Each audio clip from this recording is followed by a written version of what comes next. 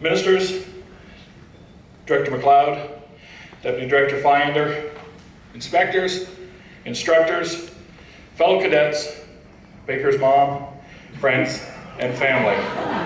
Welcome to our graduation.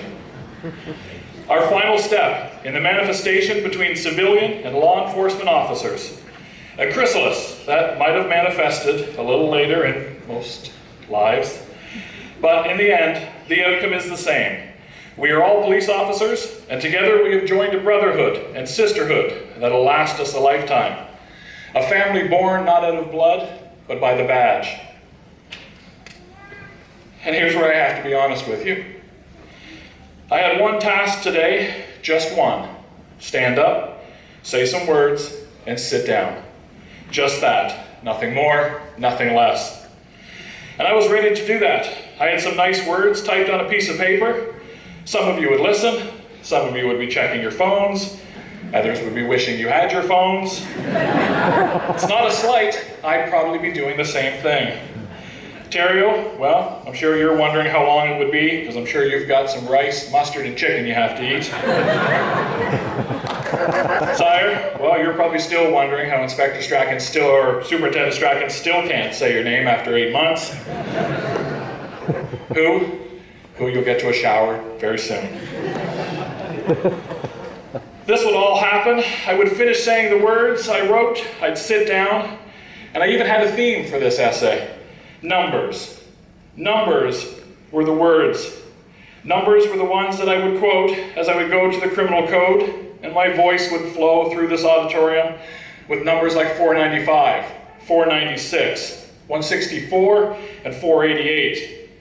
I would make Inspector Fudge proud when I would quote 487 sub 1A, or even section 4 sub 2B of the CDSA. I would then have shifted gears and saw the smile on Inspector Hadfield's face as I quoted numbers relating to mental health practices and numbers relating to proper communication. But then again, it's Inspector Hadfield, so of course the numbers would be 100%. I would have used numbers to get a smile on your face, a chuckle here, a joke there, and I would finish. I would have gathered up my pages as my voice echoed and probably sat down to a polite applause. But I can't do that. I can't just read the speech I originally wrote and planned to. And let me tell you the reasons why. And here they are. The number 8, and yesterday I bumped into an old friend. Let me explain.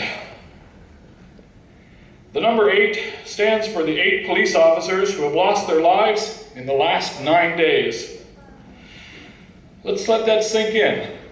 In 9 days, 8 police officers across North America were shot and killed. These 8 officers didn't lose a battle to an illness or were felled in a training accident. They were 8 officers who were gunned down on the job, ambushed filling up their cruiser, and the most tragic, hunted and executed in his own home. 8 men whose only goal in life was to come to work each day, put on the badge, and protect the city and the people who live there. And each of them gave their lives doing that. I think of those 8 officers, and I looked at my original speech, and I realized that that speech would be an insult to those 8 men and their families. So I wrote a new one. I sat down yesterday and started fresh.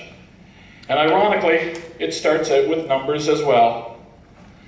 377,812.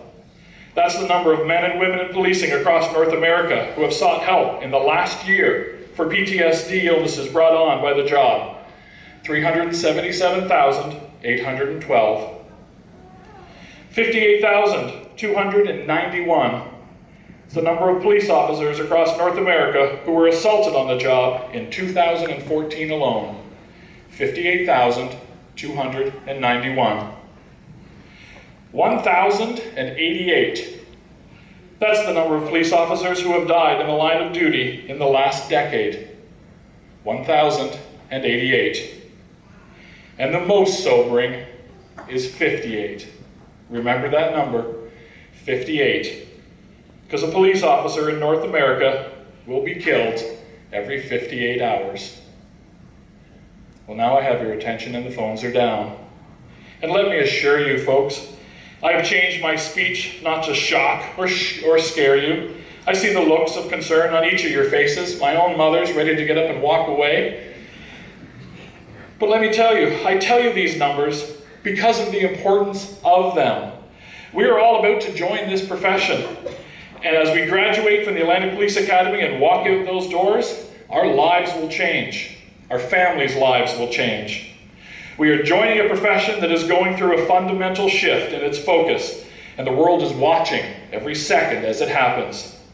Many will watch and regale in our successes, but so many others will watch and wait to pounce on the failings and shortcomings. When we walk out these doors, we will be police officers. Remember this. Policing is a service profession. It'll be our responsibility to protect and serve. Never take action based on emotion. What you do will have a lifelong consequence to the citizens we all deal with. Never allow a victim to be victimized a second time due to poor police practices. Once we walk through those doors, we must always be inquisitive, suspicious, and thorough. If not, we are unfit for duty. Each one of those instructors taught us that, and we will carry that for our careers. The first line of defense for all of our communities lies with us. It's a fine line we all walk, and as much as the press wants us to believe it, it's not us against them.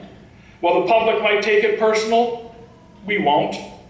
The minute we walk out those doors, we are police officers, and as police officers, we must follow the path of truth. We investigate the following. We follow the trail of evidence to that truth. It is about helping those that need help and arresting those who prey on the weak. And always, always remember this. Right is right, even if no one else is doing it. And wrong is wrong, even if everyone is doing it. The second reason I rewrote this speech was because of the old friend I bumped into the shaving cream aisle, not shampoo aisle, I don't go down that aisle anymore, in a Walmart right here in Summerside. Now to be fair, he was a bit of a pompous ass back in university, and it's hard to tell, but university for me was more than a few years ago. And time, although tough on his waistband as it expanded, and his full shock of hair that I remember receded, it sadly has left his personality pretty much unchanged. And when I told him what career I'm about to embark on, he sat back and said, "But you made great money in your old job. How much can a cop make?" How much can a cop make? I was already upset with the loss of the 8 officers, and his timing, if I remember correctly, was never really that good. I looked at him, tilted my head to the side, and took a breath.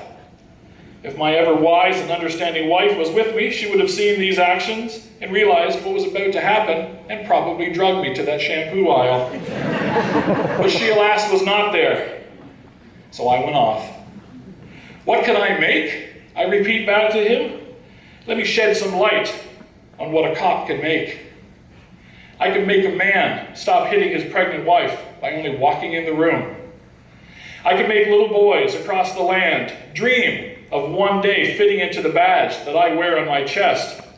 I can also make those same boys so very proud of their sisters when they do so. I can make a driver sit straighter in their seat than they've been in their life when I pull beside him for no other reason than the way traffic is flowing. I can make the same driver slump his shoulders in defeat when I light up his car from behind, and he immediately knows he shouldn't have got behind the wheel after those last few drinks. I can make your grandmother feel safe when she hears a noise coming from the bushes beside her house in the middle of the night and looks out and sees me as I give her an all clear and tell her to have a good night. I can make a father hold his breath when I knock on a door at 3 a.m. in the morning and ask him if he's the father of 16-year-old little Johnny. But I can also make little Johnny feel 10 feet tall when I hand him over to that father and shake his hand because Johnny realized his buddies were up to no good, left, and I found him walking home instead of breaking into that abandoned building? How much can I make? How dare you ask me that question? I make the decision to ensure you are safely out of the way of the man with a gun before I head back in to deal with him. I make the choice to rush into the debris of a car crash so devastating that I'm not sure where one tragedy starts and another ends. But I can hear your child crying in the deafening silence of the night. So I'll crawl through the carnage because that child needs me.